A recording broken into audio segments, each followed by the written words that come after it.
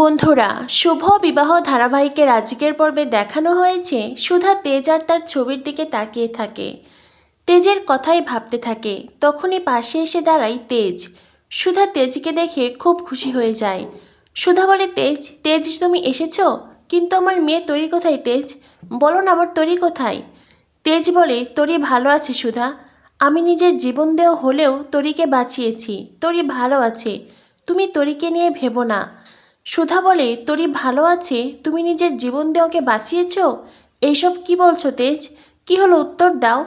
তেজ বলে, সুধা প্লিজ এতটা অস্থির হয়েও না, আমার অবর্তমানে আমার পরিবার, ঠাম্মি, এই ব্যবসা সব কিছু তো তোমাকেই দেখে রাখতে হবে।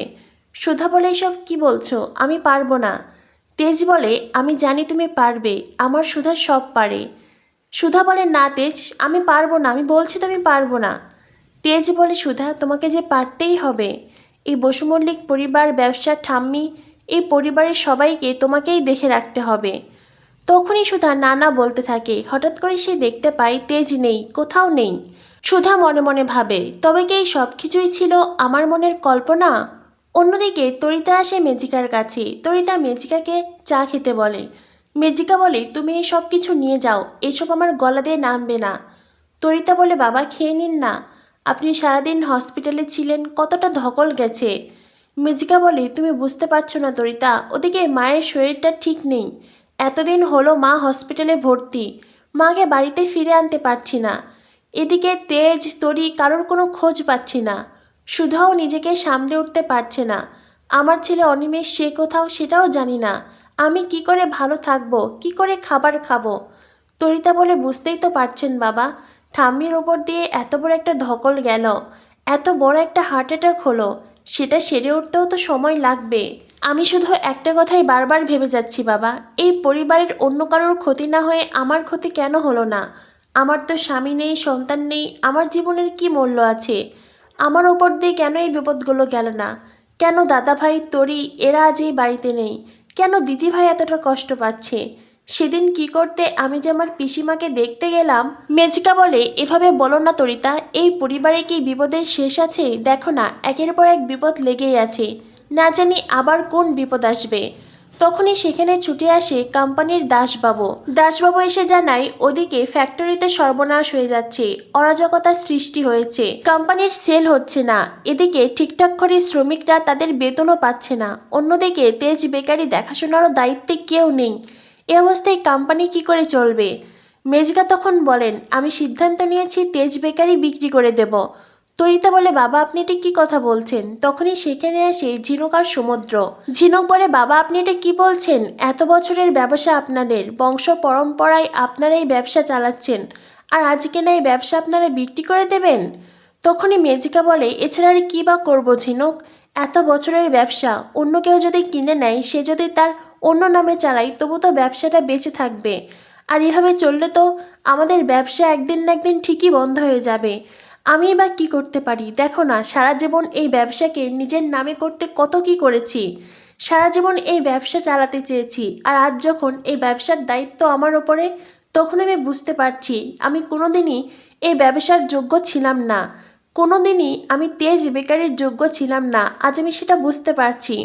একদিকে আমার ছেলে অনিমেষ, না জানি সে কোথায় ভবঘুরে হয়ে ঘুরে বেড়াচ্ছে, অন্যদিকে তরি, তেজ, তাদেরও কোনো খোঁজ নেই। সুধা, সে তো নিজের শোক কাটিয়েই উঠতে পারছে না। তবে এই ব্যবসা কে দেখবে? তার থেকে বরং এই বিজনেস সেল করে দেওয়াই ভালো হবে। তখনই সেখানে এসে সুধা। সুধা ফ্যাক্টরিতে যাবে বলে একেবারে তৈরি হয়ে এসেছে। সুধা বলে, না, আমি তেজ বেকারি সেল করব না। সুধাময়ী বসু মল্লিক বেঁচে থাকতে তেজ বেকারি অন্য কারোর হবে না। আমি আমাদের ব্যবসাটাকে আবারও বাঁচিয়ে তুলব। তেজ বেকারির কিচ্ছু হবে না। সুধাকে দেখে সবার মনে যেন আশার আলো জেগে ওঠে। সুধা মেজকাকে বলে, মেজকা আপনি ঠাম্মিকে বাড়িতে ফিরিয়ে আনুন, হসপিটালের চাইতে ঠাম্মি বাড়িতে থাকলে তাড়াতাড়ি সুস্থ হয়ে উঠবে। আর ঝিনুক, তুই কোর্টে যাওয়ার পাশাপাশি এই বাড়িতে তরিতার পাশে থেকে হাতে হাত রেখে কাজ করবি, সংসার সামলাবি।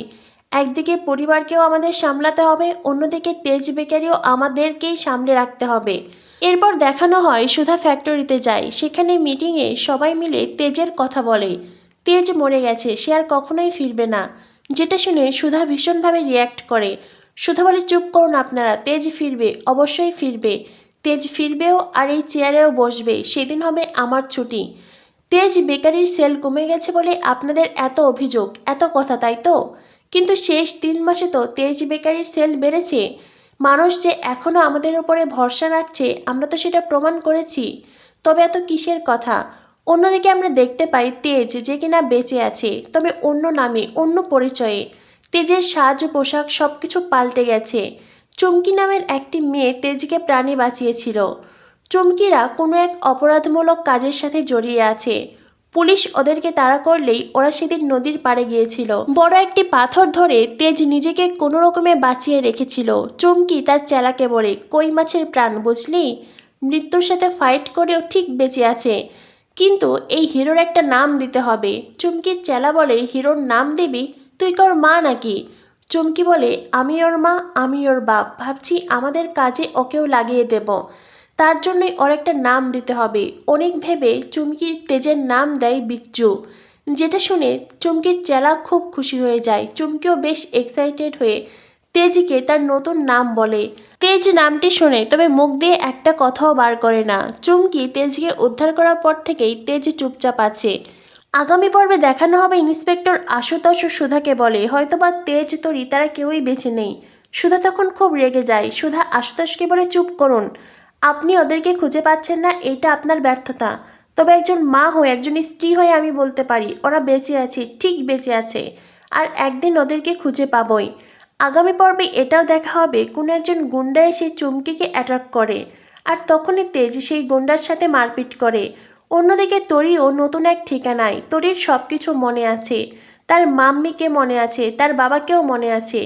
তরি পাগলের মতন তাদেরকে খুঁজছে, কান্নাকাটি করছে। তো বন্ধুরা, কি হতে চলেছে শুভ বিবাহ ধারাবাহিকে পরবর্তী আপডেট পেতে আমাদের সাথেই থেকো। ধন্যবাদ সবাইকে।